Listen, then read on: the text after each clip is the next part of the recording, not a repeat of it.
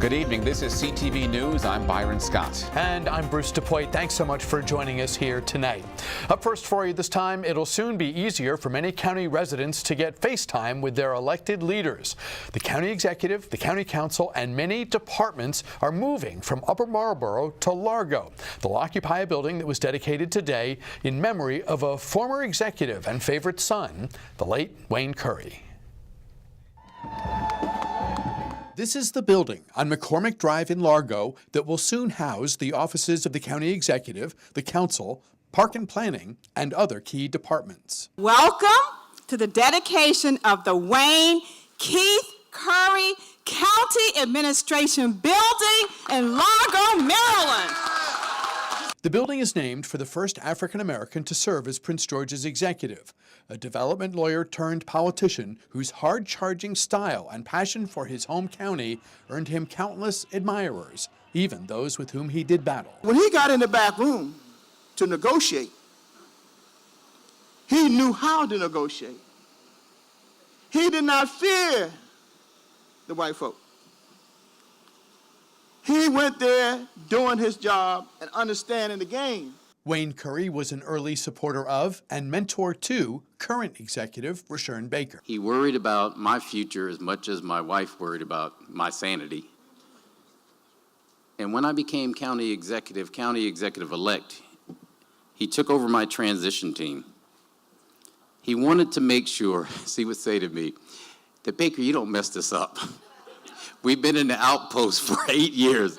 This is our time. He would say our time. He said, this is our time. I enjoyed winning an improbable battle. I enjoyed upsetting the apple cart. With the county administration building moving from Upper Marlboro to the Mid-County, leaders will finally be in a metro-accessible building. The new medical center will be constructed a short distance away, another boost for what leaders are referring to as downtown Largo. We're a huge county. It takes a long drive to get from tip to tip, so definitely it'll be easier for people to get here. We're anchoring the downtown Largo as we grow the regional medical center, as we actually redevelop and revitalize our recent Largo Town Center. So it's a wonderful location for us to be. The county executive's offices will move in early 2018, along with the offices of law, finance and budget, and park and planning. The council will move a year from now when the new 11-person council takes office. Because the courthouse is remaining where it is, Upper Marlboro will remain the official seat of county government. Well, Wayne Curry served 2 terms as county executive, winning election in 1994 and 1998, leaving in 2002. And today's dedication ceremony brought together a who's who of county government leaders, past and present. Also in attendance, Wayne Curry's family and hundreds of friends.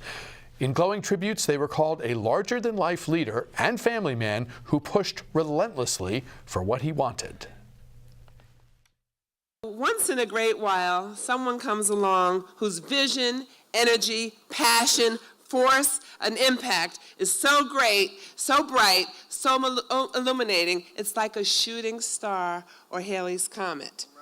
That person was Wayne K. Curry, my friend, my mentor, my colleague, my brother, my sparring partner, my comrade in the trenches, and above all, my friend for 35 years. There were multiple economic development projects that he spearheaded. National Harbor, you've heard of that one on occasion. Bowie Newtown Center, FedEx Field and the Washington Redskins. When Wayne left office and the county council that came in with him left office, we left a $120 million surplus. Wayne was able to make such an indelible impact on every life he touched because he led by serving. He cared about people, and he cared about Prince George's County. He forged alliances with people. He picked fights when he needed to. He made Prince George's and himself not just a local regional player, but a statewide player and even a national player with the County Executives of America. His leadership was extraordinary. His vision was extraordinary. And he taught me a lot. Wayne Curry died of lung cancer in 2014 at the age of 63. Surviving him and attending today's ceremony, his wife Sheila, son Julian, and daughter Taylor. The GOP's tax plan could have a negative impact on the national debt. That's according to two new reports, one by the nonpartisan Committee for a Responsible Federal Budget, the other by the conservative-leaning Tax Foundation. They estimate that the bill will add anywhere from $1.5 to $2.7 trillion to the national debt, bringing it close to 100% of the nation's GDP, or exceeding the size of the economy. The Republicans will tell you is that that debt will be it will not increase as significantly, if at all, because when you take into account all the benefits, the reduction in taxes, the benefits to the economy, the growth in GDP, that will effectively neutralize that that increase in the debt.